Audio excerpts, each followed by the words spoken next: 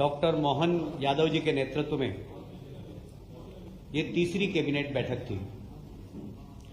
पहली बैठक भोपाल में हुई थी, जिसमें माननीय मुख्यमंत्री जी और दोनों हमारे उप मुख्यमंत्री ने बैठकर तय की थी। दूसरी कैबिनेट मीटिंग जब मंत्रियों ने शपथ ली थी और विभागों का बंटवारा नहीं हुआ था, उस वक्त भोपाल में हुई थी। और विभाग के बंटवारे के बाद ये तीसरी बैठक है, महत्वपूर्ण बैठक है। और ये विशेषकर हमारे मुख्यमंत्री जी ने रानी दुर्गावती और रानी अवंतिकाबाई लोधी के प्रति अपनी श्रद्धा समर्पित करते हुए जबलपुर में आयोजित की है। दोनों ही महान महिला रानियों ने इस समाज में अपने साहस और वीरता के माध्यम से विपरीत परिस्थितियों में संघर्ष किया और इसलिए उनको आदर्श मानकर राज्य सरकार ने फैसला किया है कि दोनों ही महिला वीर सेनानी के प्रति अपनी आदरांजलि अर्पित करते हुए रानी अवंतिकाबाई लोधी सम्मान हर वर्ष आयोजित किया जाएगा और रानी दुर्गावती सम्मान यह भी हर वर्ष आयोजित किया जाएगा। समाज के अंदर वे महिलाएं जो विपरीत परिस्थितियों में संघर्ष करके समाज सेवा करती हैं, उनको सम्मानित करने का काम राज्य सरकार करेगी। इसके साथ ही इनके जीवन पर आधारित फिल्में, साथ ही विश्वविद्यालय में इन दोनों महान रानियों के लिए फेलोशिप, जिससे आज के हमारे विद्यार्थी इन पे अध्ययन कर सकें, इनके जीवन से प्रेरणादायक बिंदुओं को छूकर समाज को परोस सके। इसलिए सभी विश्वविद्यालय में, विद्यालय और महाविद्यालय में पाठ्यक्रम में इनके जीवन की प्रेरणादायी विषय भी समाहित किया जाएगा। आप सभी जानते हैं, संकल्प 2023 ये हमने चुनाव के पहले जनता के बीच में पेश किया था और ये कहा था कि ये संकल्प भी है और मोदी गारंटी भी है। और इस मोदी गारंटी का सबसे महत्वपूर्ण बिंदु, जो कि समाज के अति पिछड़े वर्ग से आते हैं, हमारे आदिवासी भाई जो तेंदुपत्ता तोड़ते हैं, उन तेंदुपत्ता तोड़ने वाले हमारे आदिवासी भाइयों को प्रति मानक बोरा, जैसा कि हमने 2023 के संकल्प पत्र में घोषणा की थी, 4,000 रुपए प्रति बोरा के हिसाब से आज कैबिनेट में निर्णय लिया गया है। मैं आपको स्मरण करना चाहता हूं कि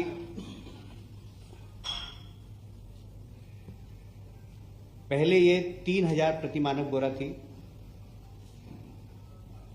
2013 में 1,250 प्रति मानक बोरा थी। हमने इसको बढ़ाकर 3,000 की थी और आप अब 4,000 कर रहे हैं। इससे राज्य सरकार को लगभग 165 करोड़ रुपए का अतिरिक्त भार होगा। एक और महत्वपूर्ण योजना, आप सभी जानते हैं, हमारे देश के प्रधानमंत्री के आग्रह पर पिछला वर्ष सारी दुनिया ने मिलेट्स वर्ष के रूप में मनाया और हमारे यहाँ के मिलेट्स को सारी दुनिया में प्रचारित करने का काम हमारे लोकप्रिय प्रधानमंत्री माननीय नरेंद्र मोदी जी ने किया है। मिलेट्स को श्री अन्न की नाम से माननीय प्रधानमंत्री जी ने इसको प्रचारित किया है और इसके लिए भी एक महत्वपूर्ण योजना रानी दुर्गावती श्री अन्न प्रोत्साहन योजना, ये एक बहुत महत्वपूर्ण योजना है।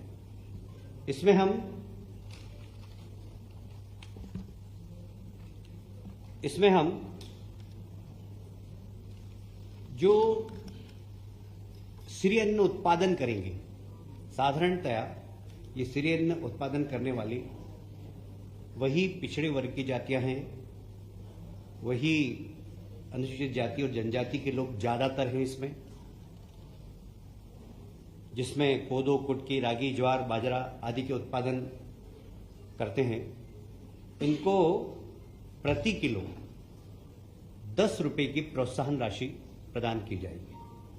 ये उनके खाते में सीधी जमा कर दी जाएगी। इसका उद्देश्य सिर्फ यही है कि इस प्रकार के अन्न के प्रति लोगों की रुचि बढ़े और इस वर्ग को उसका ज्यादा से ज्यादा लाभ हो। तो जो मोदी गारंटी है कि गरीब की गरीबी दूर करना, ये गरीब की गरीबी दूर करने का एक बहुत बड़ा उपक्रम है। मैं समझता हूं कि कैबिनेट ने आज इस वर्ग के लिए एक बहुत महत्वपूर्ण निर्णय लिया है।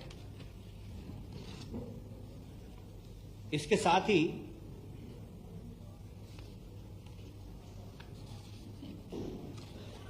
आप जानते हैं कि 2003 में हमारे प्रदेश में जो सिंचाई का रकबा था वो लगभग 7 लाख हेक्टेयर के आसपास था। आज लगभग 45 लाख हेक्टेयर के आसपास है। हम इसको आने वाले समय में 65 लाख हेक्टेयर तक ले जाने की कोशिश कर रहे हैं और इसी को ध्यान में रखते हुए आज 32,000 करोड़ की सिंचाई योजनाओं को अनुमति प्रदान की है। सड़क के मामले में भी मुझे याद है 2003 में मैं पीडब्ल्यूडी मिनिस्टर था। इस प्रदेश के अंदर मात्र 60,000 70,000 किलोमीटर सड़कें थी, वो भी गड्ढे वाली। सिर्फ मध्य प्रदेश में एक देवास बाईपास ऐसा था जिसमें एक भी गड्ढा नहीं था, बाकी सारी सड़कें गड्ढे वाली थी। आज की तारीख में हमारे पास 5,11,000 किलोमीटर सड़कें हैं जिसमें कि अधिकांश में गड्ढे नहीं है।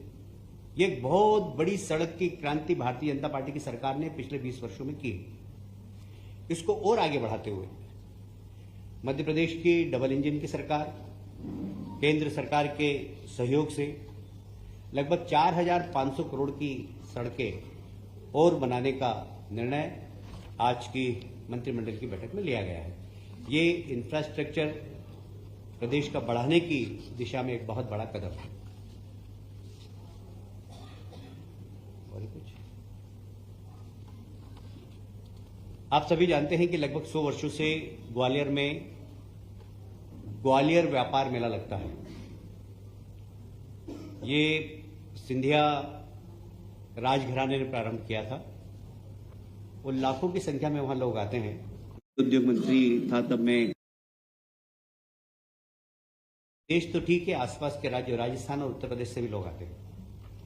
इस बार फिर से हमने ऑटोमोबाइल्स में 50% विक्रय कर पर छूट देने का निर्णय लिया है।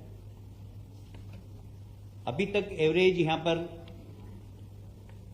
500 करोड़ के आसपास का व्यवसाय होता है इस मेले में, जिसमें लगभग 300 करोड़ का व्यवसाय सिर्फ ऑटोमोबाइल्स का है। और ये सेंट्रल इंडिया का बहुत लोकप्रिय मेला है। इस मेले को प्रोत्साहन देने के लिए हमने विक्रय कर में भी लगभग 50% की छूट देने का काम किया है।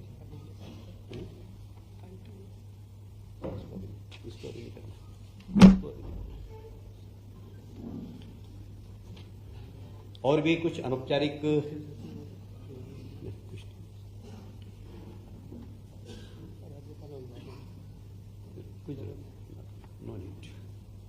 इसके अतिरिक्त कुछ हमारी अनौपचारिक चर्चाएं भी हुई है। प्रदेश के विकास में हमें क्या क्या करना है, सारे मंत्रियों की भूमिका क्या हो, जिसे प्रधानमंत्री जी की जो मोदी गारंटी रथ निकल रहे हैं, भारत विकास संकल्प रथ जो निकले हैं, उसकी एक प्रोग्रेस रिपोर्ट पर भी बात हुई और मुझे कहते हुए बहुत गर्व है कि वह हमारा रथ अभी मध्य प्रदेश में बहुत तेज गति से चल रहा है और अभी एवरेज लगभग हमारी 40% यात्राएं कंप्लीट हो गई है, जिसमें जनता का बड़ा प्रोत्साहन भी मिल रहा है और लोगों को जन कल्याणकारी योजनाएं, गरीब कल्याण की योजनाओं का लाभ भी दे रहे हैं। जैसे आयुष्मान कार्ड बन रहे हैं वहां पर गरीब कल्याण की जितनी भी योजनाएं राज्य शासन की, प्रदेश सरकार की, हम सबके फॉर्म भरा रहे हैं और ये बड़ा लोकप्रिय रथ गांव-गांव में जाकर गरीब कल्याण की योजना से जो हितग्राही है, जो वास्तव में इसके हकदार हैं, उनको हक देने का काम कर रहा है। बहुत बहुत धन्यवाद।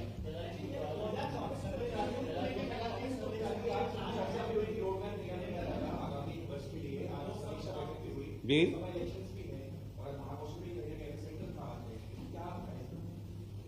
क्या क्या कहा आपने?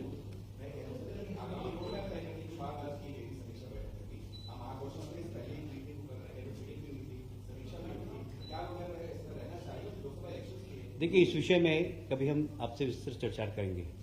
आज मेरा काम इतना ही था कि मैं कैबिनेट की ब्रीफिंग आपको दूं।